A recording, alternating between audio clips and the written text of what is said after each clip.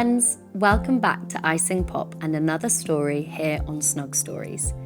This evening we're going to read an extract from the story 5 Children and It by Edith Nesbit. So far in the story, 5 children have moved from London to the countryside of Kent. One day they are playing in an old gravel pit, trying to dig a hole to Australia. Some of the children grow bored, but Anthea remains behind digging the hole. Let's find out what happens next.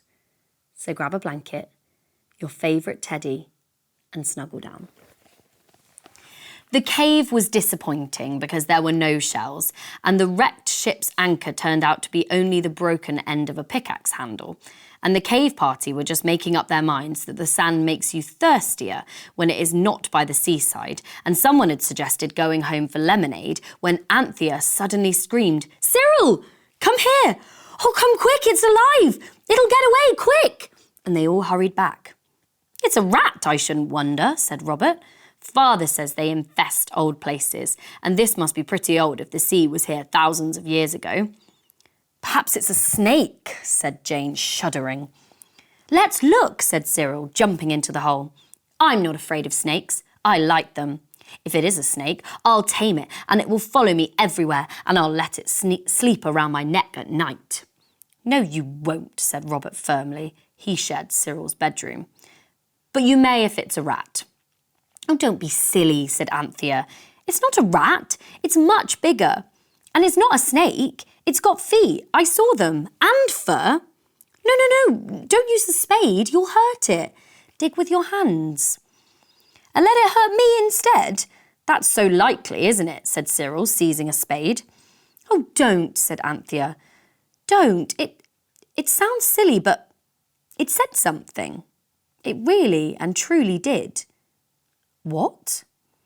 "It said, 'You let me alone.'" But Cyril merely observed that his sister must have gone off her nut, and he and Robert dug with spades while Anthea sat on the edge of the hole, jumping up and down with hotness and anxiety. They dug carefully, and presently everyone could see that there really was something moving in the bottom of the Australian hole. Then Anthea cried out, "I'm not afraid, let me dig," and fell on her knees and began to scratch like a dog does when he has suddenly remembered where it was that he buried his bone.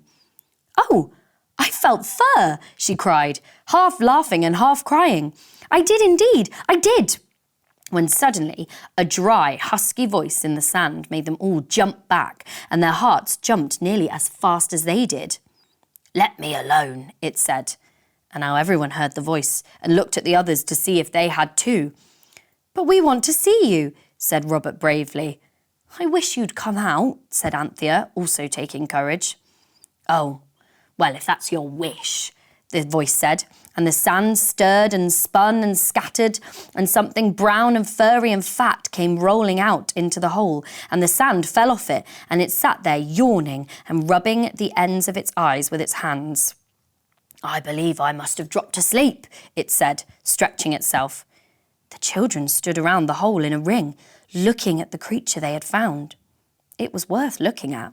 Its eyes were on long horns like a snail's eyes, and it could move them in and out like telescope. It had ears like a bat's ear, and its tubby body was shaped like a spider's and covered with thick, soft fur. Its legs and arms were furry too, and it had hands and feet like a monkey's. "What on earth is it?" Jane said. "Should we take it home?" The thing turned its long eyes to look at her and said, "Does she always talk nonsense, or is it only the rubbish on her head that makes her silly?" It looked scornfully at Jane's hat as it spoke. "She doesn't mean to be silly," Anthea said gently. "We none of us do, whatever you may think. Don't be frightened. We don't want to hurt you, you know." "Hurt me?" it said. "Me? Frightened? Upon my word. Why, you talk as if I were nobody in particular." All its fur stood out like a cat's when it's going to fight. "Well," said Anthea, still kindly, "perhaps if we knew who you are in particular, we could think of something to say that wouldn't make you cross. Everything we've said so far seems to have made you cross. Who are you? And don't get angry, because really we don't know." "You don't know?" it said. "Well, I know the world had changed, but, well, really, Do you mean to tell me seriously you don't know what a Samiad is when you see one? A Samiad? That's Greek to me. So it is to everyone, said the creature sharply. Well, in plain English then, a sand fairy. Don't you know a sand fairy when you see one? It looked so grieved and hurt that Jane hastened to say, Of course, I see you are now a sand fairy. It's quite plain now one comes to look at you. You came to look at me several sentences ago, it said crossly, beginning to curl up in the sand. Oh, don't go away again. Do talk some more, Robert cried. I didn't know you were a sand fairy, but I knew directly I saw you that you were much the wonderfulest thing I'd ever seen. The sand fairy seemed a shade less agreeable after this. It isn't talking I mind, it said, as long as you're reasonably civil, but I'm not going to make polite conversation for you. If you talk nicely to me, perhaps I'll answer you, and perhaps I won't. Now, say something. Of course, no one could think of anything to say, but at last Robert thought of, How long have you lived here? And he said it at once. Oh, ages. Several thousand years, replied the Samiad. Tell us all about it. Please do. It's all in books. You aren't, Jane said. Oh, tell us everything you can about yourself. We don't know anything about you and you are so nice.